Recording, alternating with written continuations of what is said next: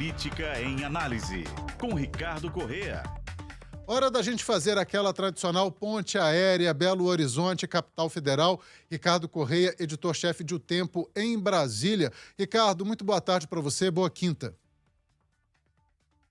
Boa tarde, Léo. Boa tarde a todos os ouvintes. Um prazer, mais uma vez, participar com vocês aí do Alerta. Boa quinta para todos. Ricardo, a gente tem falado nos últimos dias aqui na coluna Política em Análise sobre esse grande movimento em tentar buscar um voto útil, especialmente em favor do ex-presidente Lula do PT. Então, diversos artistas, outras personalidades têm se manifestado. Hoje, a gente teve aí uma manifestação do ex-presidente da República, Fernando Henrique Cardoso, ele que tem mais de 90 anos de idade, é presidente de honra do PSDB, apesar de uma nota que não cita nome de nenhum candidato, mas ele pede que o eleitor saiba escolher aí em determinadas características, não é isso? Exatamente, Léo. Ele faz uma declaração em que ele foca o texto todo em pontos que são colocados no discurso do petista e no argumento da campanha petista, embora não tenha dito votem em Lula, né? Eu até estou com ela aqui para a gente apontar alguns trechos dele. Peça aos eleitores que votem no dia 2 de outubro em quem tem compromisso com o combate à pobreza e desigualdade. Até aí os dois estão falando muito disso, mas que defende direitos iguais para todos, independente de raça, gênero e orientação sexual. Aí certamente ele está falando mais de Lula do que de Bolsonaro. Se orgulha da diversidade cultural da nação brasileira, valoriza a educação, ciência, está empenhado na preservação do nosso patrimônio ambiental, que também é outro tema que o governo atual é criticado, né? No fortalecimento das instituições, também tem essa guerra entre Bolsonaro e as instituições, e no restabelecimento do papel histórico do Brasil no cenário internacional, que é um dos pontos que Lula mais fala nos seus discursos, né? Ele não quis deixar essa manchete como a última manchete, né? Ele que foi presidente por 2 vezes, está aí afastado da cena política há algum tempo, e não quis deixar essa mensagem na campanha eleitoral, né, de Fernando Henrique apoia Lula, porque talvez isso fosse uma declaração, quase uma admissão de derrota nas batalhas que eles sempre tiveram, né? Mas, de alguma forma, ele tenta deixar isso de forma mais por baixo dos panos, ali, vamos dizer assim. As pessoas estão até brincando que é o famoso tucanês, né? Que ele tucanou o apoio a Lula, de fato, né? Ao fazer esse discurso assim, para os seus eleitores entenderem, sem que a população em geral possa cravar, né? É isso, mas não deixou de dar o recado ali. A gente já teve aí a manifestação do próprio PSDB dizendo que tem candidata e que é a Simone Tebet, mas o recado de Fernando Henrique Cardoso, sem dúvida, não deixa de ser um recado expressivo e que atinge um público aí importante de centro. Agora, falando um pouco sobre Ciro Gomes, a gente, conhecendo Ciro como a gente conhece, sabia já desde muito tempo que essa tentativa de tirar eleitor do Ciro, pregando voto útil, na tentativa de eleger Lula no primeiro turno, até com pedidos aí de líderes da América Latina para que Ciro desista da sua candidatura e apoie Lula, isso não ia dar muito certo, porque Ciro sempre acaba fazendo o contrário do que as pessoas querem impor a ele, né? Isso meio que aconteceu já nos últimos dias, e hoje até o ex-ministro Sérgio Moro, ex-juiz Sérgio Moro, também aproveitou aí o Ciro para atacar o PT.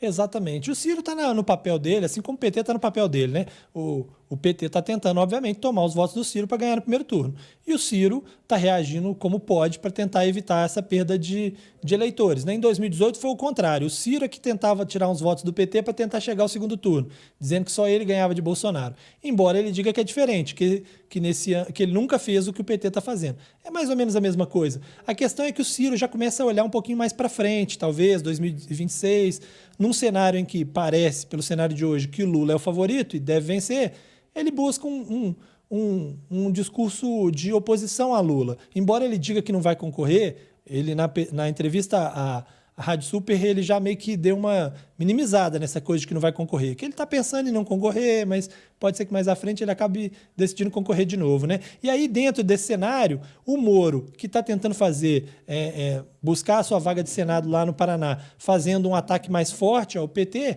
está se juntando a todo mundo que também está contra o PT, né? Então, por exemplo, ele tinha brigado com o presidente Jair Bolsonaro, e agora tenta se alinhar de novo. Ainda que o Bolsonaro não retribua, ele tenta se alinhar de novo, porque ele precisa vencer ali a disputa dele com Álvaro Dias. E no mesmo aspecto ele tenta essa aproximação com Ciro Gomes, o que chama muita atenção porque o Ciro sempre foi um crítico feroz do Sérgio Moro, né? Ele não falou poucas coisas, ele já disse que o Moro era picareta, que é bandido, que era um juiz disfarçado, que era agente da CIA, e falou que se o Moro fosse tentar prendê-lo, ele ia receber o Moro à bala.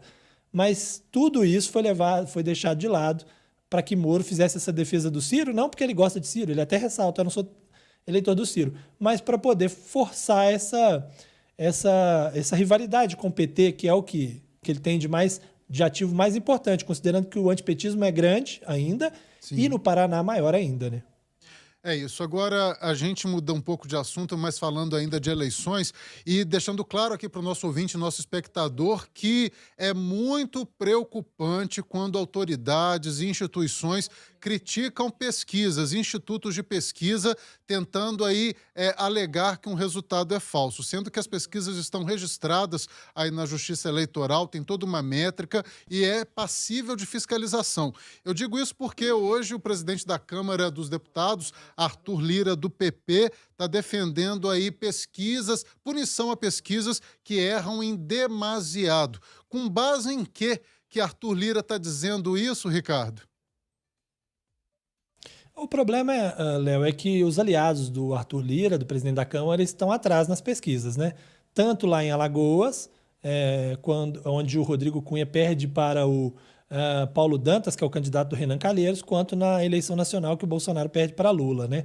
Então, ele faz esse ataque às pesquisas, embora ele faça uma referência ao fato de que as pesquisas estão muito divergentes. E, de fato, há pesquisas muito divergentes. Agora, a grande questão é metodologias diferentes, feitas em dias diferentes. Como é que você vai dizer qual pesquisa que foi manipulada ou não, né? E como é que você vai dizer que uma pesquisa feita 15 dias antes da eleição errou o resultado de uma eleição que aconteceu depois? Em 15 dias as coisas acontecem, as coisas mudam. A gente está vendo lá em Salvador, por exemplo, a ACM Neto, que estava bem na frente, enfrentando uma polêmica danada por conta dele ter se declarado pardo, aparecido na televisão todo bronzeado para dizer que ele era pardo.